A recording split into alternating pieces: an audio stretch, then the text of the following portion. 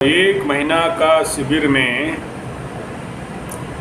हम लोग का पहला मकसद ये है कि जो भी व्यक्ति विशेष हैं, जब भी कहीं एक महीना का कोई बच्चे, कोई यूथ, कोई युवा साधना शिविर में आ जाता है, तो शास्त्र के अनुसार 21 दिन जब एक दिनचर्या में अपना जीवन यापन करना चालू करता है ना, तो उसके अंदर एक मार्वलस चेंजेस आना चालू हो जाता है। ठीक है।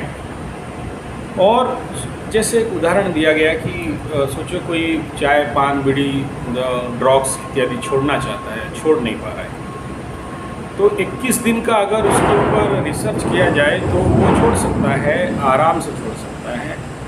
21 दिन में किसी भी व्यक्ति का एक पूरा कायाकल्प यानी उसका व्यक्तित्व का परिवर्तन किया जा सकता है। तो उसके तहत हम एक महीना का टारगेट रख रहे हैं कि एक महीना 30 डेज 21 दिन के अंदर एक व्यक्ति के अंदर बहुत सारे सॉफ्टवेयर्स को अपलोड किए जाएंगे। ये हम लोगों का अंतर्निहित मुद्दा है। ठीक है। तो इसको मद्देनज़र रखते हुए लोगों को ये समझाना है कि भाई हमें किसी का जीवन में अगर एक आमूल चूल परिवर्तन लाना है तो 30 दिन का शिविर मिनिमम होना चाहिए। बाकी 1 साल, 3 साल, 5 साल का तो कोर्स मोमेंट होना चाहिए। लेकिन मैं अपने जीवन का 35 साल शिविर के एक्सपीरियंस, 35 साल में ऐसा कोई साल नहीं हुआ जिस समय हम शिविर, छोटा बड़ा शिविर मतलब 1 महीना का, 7 दिन का हम लोग नहीं किए। कोरोना के दौरान बंद था, लेकिन फिर भी जंगल के अंदर हम लोग पेड़ लगाने का शिविर और जंगल निर्माण का शिविर किए। तो इस शिविर का मेन मुद्दा, मेन मकसद तो यही है कि जो भी व्यक्ति विशेष युवा हमारे शिविर में आएंगे, 1 महीना के अंदर उनके अंदर राजीव भाई दीक्षित जी का सारा विचारों को दिमाग में अपलोड करना और उसको एक मार्ग देना, एक दिशाधारा देना, ये तो प्रमुख लक्ष्य है हमारा शिविर का। ठीक है। दूसरा ये कि व्यक्ति जब काम करने के लिए फील्ड में उतरता है तो सज धज कर आए आकर्षण, पग पग पर झूमती प्रलोभन। काम करने के लिए निकलते हैं और फिर दिशा विघटित हो जाता है, दिशा से भटक जाते हैं और भिन्न भिन्न प्रकार के लोगों के साथ मिलने के कारण इन्फेक्टेड, रिएक्टेड हो जाते हैं ना। तो ऐसा व्यक्ति का निर्माण करना कि वो दूसरे के बाद से इन्फेक्टेड, रिएक्टेड नहीं हो और दिशाओं का परिवर्तन वो नहीं करे, ये हमारा सबसे प्रमुख लक्ष्य, दूसरा लक्ष्य है। तीसरा बिंदु ये है कि 1 महीना का जीवन व्यवस्था, 1 महीना में वो जीना सीखेगा। जीवन विद्या क्या है, 1 महीना में जीने सीखेगा कि यौगिक जीवन क्या है, 1 महीना में जीना सीखेगा प्राकृतिक जीवन क्या है, 1 महीना में वो जीने सीखेगा आयुर्वेद जीवन क्या है, 1 महीना में सीखेगा कि भारतीय वैदिक जीवन क्या है, 1 महीना में वह सीखेगा कि भारत में हमारे व्यक्ति विशेष जब कोई कर्म योग के मार्ग पे निकलता है तो अपने जीवन पे पड़े हुए बहुत सारे बुरे संस्कारों का कैसे विनाश करता है और अच्छे संस्कार अपने ऊपर बनाता है, पुराने लगे धब्बे और कलंक कर्मयोग से कैसे मिटते हैं और उसके चेहरे पे, उसके व्यक्तित्व में जो दाग पड़े हैं वो धुल के निखर के एक अच्छा व्यक्तित्व कैसा बनता है। ये तीसरा और चौथा लक्ष्य हमारा शिविर का हो गया है ना। अब दूसरा पार्ट ये हो गया कि जब आप ये कहते हो कि हमें लोगों को समझाना है, युवाओं को समझाना है शिविर में लाने के लिए, तो उस बिंदु पे तो पहला कोई भी व्यक्ति को कन्विंस करना है, समझाना है, तो उससे पहले ये समझाओ कि भाई आपका स्वार्थ क्या है। उसका स्वार्थ उसको पहले दिखाई देता है, हर व्यक्ति को अपना स्वार्थ पहले दिखाई देता है।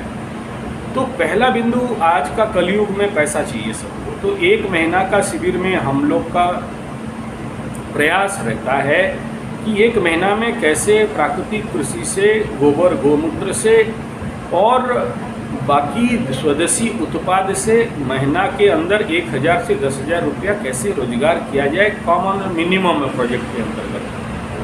बाकी तो ज़्यादा कमाया जा सकता है, लेकिन क्योंकि बाकी ट्रेनिंग का भी पार्ट रहेगा तो उतना ज़्यादा फोकस इस विषय पे नहीं होगा। जब प्रैक्टिकली वो मेहनत करने लग जाएंगे और कमा के देख लेंगे एक बार उनके जीवन में कि हाँ ये पॉसिबल है, तब उनको वो कॉन्फिडेंस मिलेगा कि अपना जीवन पे हम केवल नौकर चाकर मानसिक गुलाम नहीं, हम स्वावलंबी बन सकते हैं। और इसमें एक महीना में 1,000 10,000 अभी कमा सकते हैं तो बाद में 50,000 1 लाख भी कमा सकते हैं। वो जिनको जिस ट्रेड पे, किसी को प्राकृतिक कृषि पे, किसी को स्वावलंबी उत्पाद से, या किसी पंचगव्य से, गौपाथी से, या स्वास्थ्य गुरुकुल में लोगों को चिकित्सा करके, जिसको जो ट्रेड पसंद है या जो ट्रेड के लिए वो फिट है, उसका कुंडली हम लोग विश्लेषण कर लेंगे 1 महीना के अंदर और उसी हिसाब में उस मार्ग पे उसको दिया जाए। ये तो पहला स्वार्थ का बात बता दिया। दूसरा ये कि देखो 1 महीना में अपना शरीर को CGT करेगा, क्लीनिंग टाइटनिंग एंड ग्रेसिंग करेगा। 1 महीना में physical level, mental level, spiritual level, social level, economical level के अंदर उसको हम लोग उसका शारीरिक मानसिक स्थिति को निर्माण करेंगे। उसमें से जो है रहेगा 1 महीना के अंदर एनिमा, शंख प्रक्षालन, पेट का सफाई, शरीर का सफाई, मिट्टी में गड़ना, गोबर में गड़ना, गौमूत्र का पान और इस प्रकार के कई सारे यौगिक क्रिया, पंचगव्य क्रिया, स्टीम इत्यादि दे के शरीर शुद्धिकरण, शरीर शोधन, शरीर का अंदर का मैला निकालना और शरीर को एक अच्छा स्वास्थ्यवान हल्का शरीर कैसे बने, ये उनका दूसरा फ़ायदा होगा जब ये 1 महीना का शिविर में ये बच्चे आएंगे, ये युवा आएंगे। तो तीसरा उनको ये समझाना है कि 1 महीना का शिविर में आप लोग जब आओगे तो आपके अंदर छुपा हुआ बहुत सारे अंतर्निहित कला, गुण इत्यादि हैं जिनको निखारा जाएगा, उभारा जाएगा। आप खुद विश्वास नहीं कर सकते 1 महीना के अंदर आपके अंदर इस प्रकार के गुण कला थे और आपको नहीं पता था, और उनका विकास किया जाएगा। ये तीसरा चौथा के बाद कि आप के अंदर का व्यक्तित्व विकास, नेतृत्व विकास का कैसे किया जाए, आपका पर्सनालिटी कैसे निखरेगा, आपका व्यक्तित्व कैसे निखरेगा। एक PDC कैंप, एक LDC कैंप हम लोग 30,000 रुपया तक का क्लासेस कोर्सेस कराते हैं, तो आपको 1 महीना के अंदर इनमें से कुछ तो मिल जाएगा, ठीक है। तो उनका ये बेनिफिट है। और 5वां ये है कि 1 महीना का शिविर जब ये लोग करने आएंगे तो सबसे इम्पोर्टेंट पार्ट जो उनका स्वास्थ्य, उनका आर्थिक व्यवस्था, उनका सामाजिक व्यवस्था, उनका मानसिक स्थिति, इन सब के बावजूद उनको स्पेशल विपासना ट्रेनिंग, स्पेशल योग निद्रा ट्रेनिंग, स्पेशल मेडिटेशन ट्रेनिंग, इस प्रकार के बहुत सारे चीज़ तो मिलेंगे ही। साथ में 1 महीना के अंदर उनको फुल एन्जॉयमेंट, हैप्पीनेस, बहुत सारी जगह घूमने का मौका मिलेगा। पहाड़, पर्वत, जंगल, झरना, टूरिज्म प्लेस राउरकेला के आसपास। साथ में उनको डांस, गाना, बजाना, नाचना, ये सारा एक एन्जॉयमेंट 1 महीना फुल एन्जॉयमेंट है उनको ये इस कैंप के दौरान मिलेगा।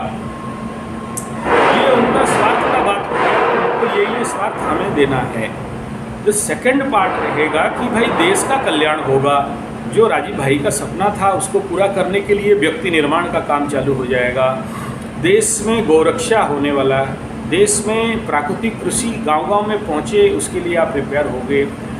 और एक स्वार्थ का बाद में छोड़ दिया जो कि उनको एक बेस्ट योगा, नेचुरोपैथी, पंचगव्य, एक्यूप्रेशर, सिद्ध विज्ञान इत्यादि का एक स्वास्थ्य गुरुकुल का आचार्य बनना, या उनको कृषि गुरुकुल का आचार्य बनना, या फिर उनको एक बढ़िया टीचर कैसे बनना, बढ़िया आचार्य कैसे बनना, टीचर्स पर्सनालिटी डेवलपमेंट कैसे हो कि ग्राम्य गुरुकुल वो जाके खोल सके, बच्चों को क्या क्या सिखाना है 1 महीना के अंदर, कैसे सीख सकें बच्चे, और क्या सिखाना है एक्चुअली बच्चों को, किस फील्ड पे काम करना है कि बच्चों का क्रम विकास हो, वो बच्चे गांव का उन्नति करें, वो बच्चे गुरुकुल का उन्नति करें, वो बच्चों के अंदर क्या क्या ऐसा चीज़ भर देगा कि बच्चे इसको भगवान मानने लग जाएं। तो इस प्रकार का प्रशिक्षण दिया जाएगा।